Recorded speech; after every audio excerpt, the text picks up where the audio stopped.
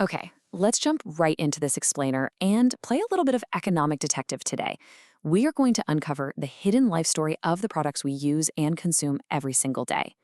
We're talking about taking one simple framework and using it to completely decode the massive, super complex machine that is our modern world. I mean, have you ever actually stopped to think about how our sprawling global economy gets organized? How do we even begin to make sense of the millions of businesses out there, from that tiny little coffee shop on your corner all the way up to a giant global corporation? Picture this. You get a craving, you pop down to the corner shop, and you grab a chocolate bar. You tap your card, you're done. Seems pretty straightforward, right? Well, that simple transaction takes maybe, 2 minutes? But that simple bar of chocolate has actually been on an epic, globe crisscrossing journey just to get to your hands. Think about this. A single cacao tree takes an entire year to produce enough beans for just half a pound of chocolate. To truly wrap our heads around this massive supply chain, we need to hit rewind and trace that story all the way backward. Section 1. The Rewind, Decoding the Three Economic Sectors.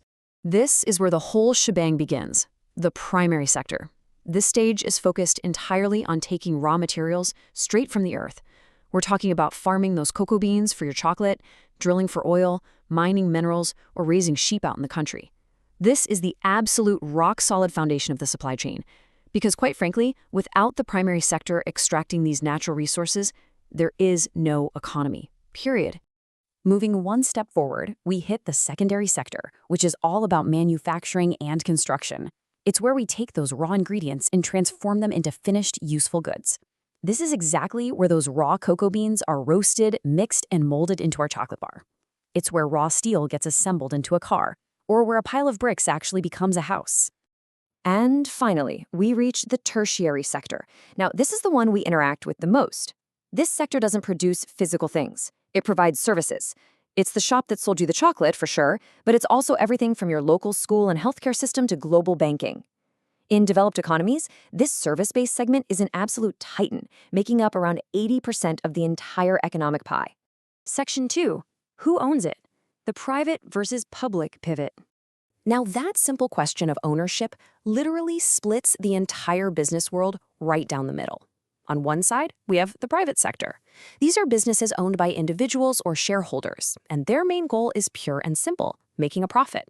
Think of your local corner shop or a massive tech giant like Google. Then on the flip side, we have the public sector. This is owned and run by the government, and their goal isn't profit at all. It's providing essential services to society, like schools, hospitals, and the police. Section 3. Blurring the economic lines when the real world gets messy. You know, it would be incredibly convenient if every single business fit perfectly into one of those neat little boxes we just talked about. But the real world is messy, and today those traditional lines are blurring super fast.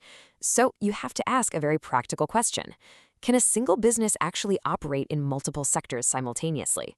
Like, can a company extract, manufacture, and serve, all at the same time? The answer is a resounding yes, and it's happening right in front of us. Take an awesome farm-to-table bakery, for example. Step 1, they grow their own wheat. Bam, that's the primary sector. Step 2, they bake that wheat into bread and cakes, which is manufacturing, putting them in the secondary sector. And step 3, they sell those delicious goods directly to you in their shop, which is a tertiary service. They've literally combined all three sectors under one roof. And hey, if a local bakery can pull it off, you better believe massive supermarkets are doing it on a gigantic scale. At first glance, a supermarket is just a retail store, right? A tertiary service provider. But if you dig a little deeper, they actually run their own food factories to manufacture own brand ready meals, pushing them straight into the secondary sector. Plus, they often own massive agricultural operations to grow their own produce, placing them squarely in the primary sector too. They are basically dominating the entire chain. Section 4. The macro view, watching the economy evolve. Understanding this whole framework is honestly like having a secret decoder ring for history, because you can literally watch an economy evolve over time. During the Industrial Revolution, firming and factories, those primary and secondary sectors absolutely dominated everything. Then, fast forward to the 1980s in Western countries, and the tertiary service sector completely exploded, reshaping the entire workforce. And today, well, we live in a highly tangled, hyper-globalized economy where all these sectors are just deeply, woven together. So what's the big takeaway here? Why does any of this actually matter to you?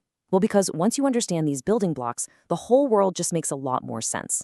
You can easily decode those confusing news headlines about manufacturing output, or actually understand what politicians mean when they're arguing about the modern service economy. But most importantly, it reveals the invisible threads of globalization, connecting a muddy farm in a distant country to a factory across the ocean, right down to the little shop on your street. Which leaves us with one final, pretty provocative thought to chew on the next time you pick up a simple bar of chocolate. As more and more businesses blur these lines and operate across all three sectors simultaneously, what does that actually tell us about the future of commerce? Is total control of the supply chain, literally from the farm to the final checkout, the new mandatory blueprint for success? Thanks for joining me for this explainer. Keep asking questions, and I'll catch you next time.